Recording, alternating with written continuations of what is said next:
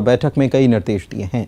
संत रविदास मंदिर, ओरछा में रामराजा मंदिर, जाम सवाली छिंदवाड़ा के हनुमान लोक, त्योंथर रीवी की कोलगढ़ी और सलकनपुर देवी मंदिर के विकास पर बैठक में हुई चर्चा। ओरछा में रामराजा सरकार मंदिर के विकास में श्री राम के बाल स्वरूप और बाल लीलाओं को प्रदर्शित करने के सीएम ने निर्देश दिए। छिंदवाड़ा में कॉम्प्लेक्स के साथ संजीवनी वन और हनुमान जी के अलग अलग स्वरूपों को दर्शाया जाएगा। यहाँ पर अमर पथ बनाया जाएगा। वहीं संत रविदास मंदिर के लिए प्रदेश के हर गांव से ईंट और मिट्टी लाई जाएगी और मंदिर का निर्माण होगा। सीएम की बैठक को जानकार बड़े वर्ग को साधने के रूप में देख रहे हैं।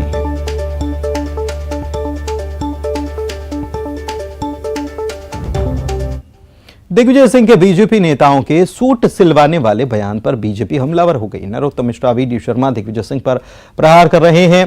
नरोत्तम मिश्रा ने कहा कि दिग्विजय ने पूरी कांग्रेस को उधेड़ कर रख दिया, तो वीडी शर्मा ने कहा कि बीजेपी में बूथ कार्यकर्ता भी अध्यक्ष बन सकता है, किसान का बेटा मुख्यमंत्री बन सकता है, लेकिन कांग्रेस के अंदर एक परिवार के अलावा कोई नहीं है। मंत्री गोपाल भार्गव ने भी तंज किया और कहा कि दिग्विजय सिंह को सोशल नेटवर्किंग का एक तरह का रोग है।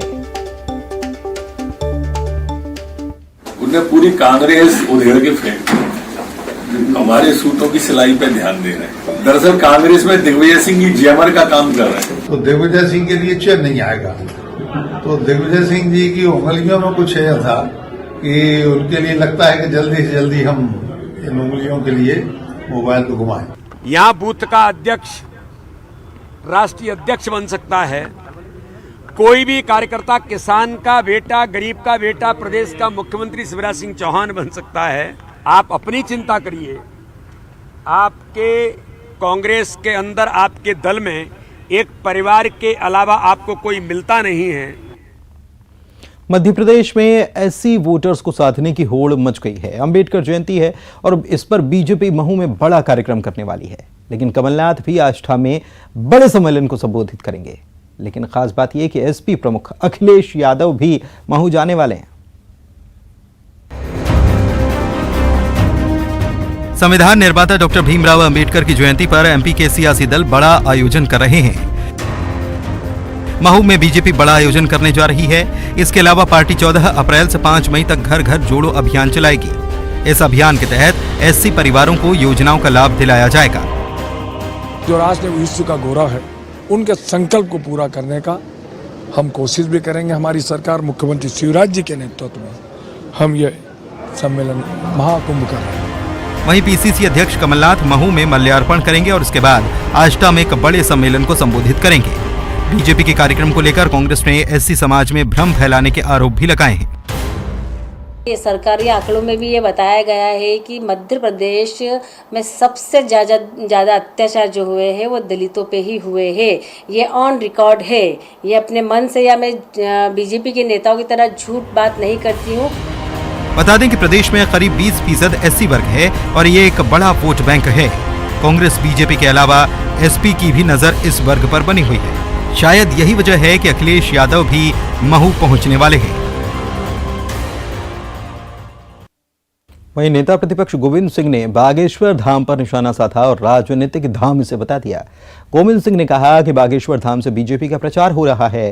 पंडोखर धाम को गोविंद सिंह ने समदर्शी धाम बताया। उनके बयान पर पंडोखर महाराज ने प्रतिक्रिया दी और कहा कि लाहौर में गोविंद सिंह की इच्छा के बगैर कुछ नहीं होता। दोनों बयान सोशल मीडिया पर वायरल हो रहे हैं। हम तो दिल से, मन से हमेशा आशीर्वाद रहता ही है और गद्दी के माध्यम 3 महीने बाद और क्या कर देंगे। और अभी बिगड़ इनकी इच्छा के कुछ लाहौर में होने वाला नहीं है। उन धामों में बागेश्वर धाम जो है वो राजनीतिक आधार पे वो भारतीय जनता पार्टी के प्रचार करता है, लेकिन यहाँ वास्तव में सर्वधर्म समभाव, यहाँ चाहे किसी भी दल का हो, सबका सम्मान, सबको समदर्शी देखने वाले महाराज हैं। उत्तर प्रदेश के कुख्यात माफिया अतीक अहमद के बेटे असद और उसके साथी गुलाम के एनकाउंटर मामले पर केंद्रीय कृषि मंत्री नरेंद्र सिंह तोमर ने बयान दिया। जबलपुर पहुंचे केंद्रीय कृषि मंत्री ने साफ कहा कि जहां बीजेपी की सरकार है वहां कानून का राज होता है। केंद्रीय कृषि मंत्री नरेंद्र सिंह तोमर ने एनकाउंटर के लिए उत्तर प्रदेश की पुलिस को बधाई भी दी।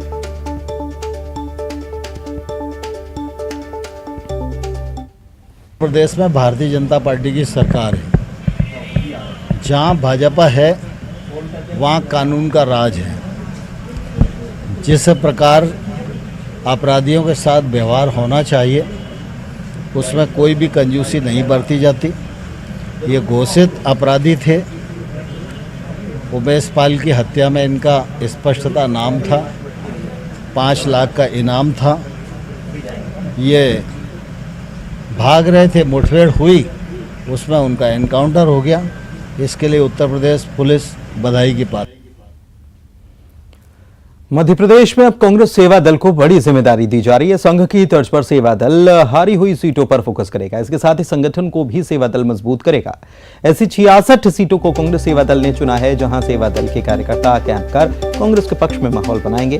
खासकर बीजेपी की परंपरागत सीटों पर इनका फोकस होगा। सबसे पहले मालवा संभाग से कैंप की शुरुआत होगी। बुंदेलखंड ग्वालियर में भी सेवा दल का कैंप होगा।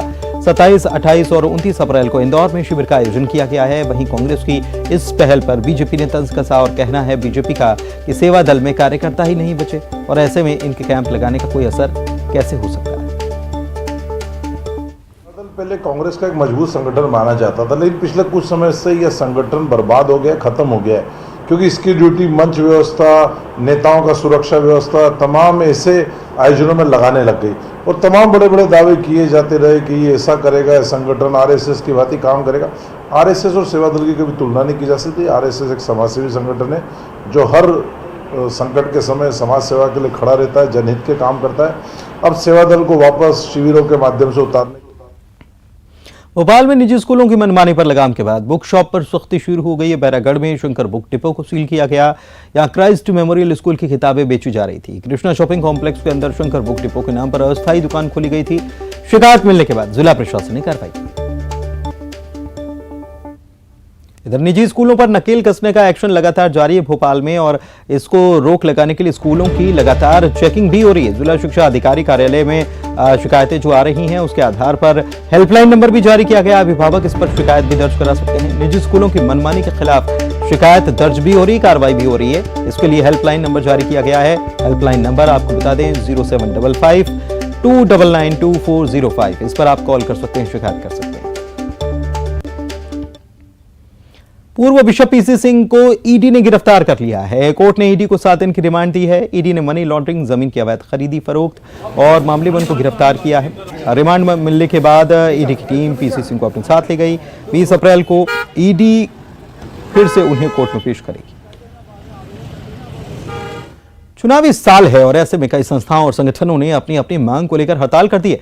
मंडला के एक टेंट हाउस संचालक ने लगातार बढ़ते हुए हड़ताली कर्मचारियों को देखते हुए आपदा को अवसर में बदलने की सोची और कलेक्ट्रेट जाने वाले रास्ते के दोनों तरफ हड़तालियों के लिए एडवांस में टेंट लगा दिया। साथ ही फ्लैक्स लगाकर टेंट को किराए पर बुक करने के लिए नंबर जारी किया है। कलेक्ट्रेट जाने वाले रास्ते के दोनों तरफ इस तरह के टेंट और बोर्ड हड़तालियों को एक प्रकार का निमंत्रण सुविधा देने जैसा है। टेंट वाले इस कारनामे के बाद एसडीएम ने कहा है कि अगर टेंट हाउस संचालक ने इस तरह का कोई काम किया है तो कार्रवाई की जाएगी। सिवनी के बरघाट विधानसभा के कांग्रेस विधायक अर्जुन सिंह काकोडिया ने कार्यक्रम में जमकर डांस किया। उसकी तस्वीरें वायरल हो रही हैं। बताया जा रहा है कि कुरे के बरेलीपुर गांव में आयोजित आदिवासी समाज के मेले में वे पहुंचे हुए।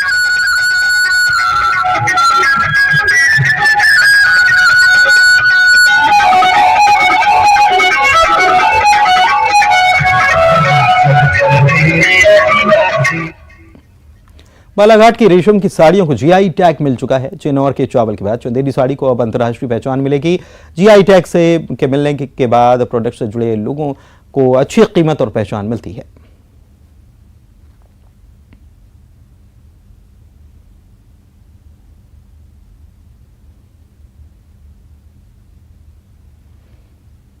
और आइए 25 सेकंड में खबर पर डालते हैं नजर।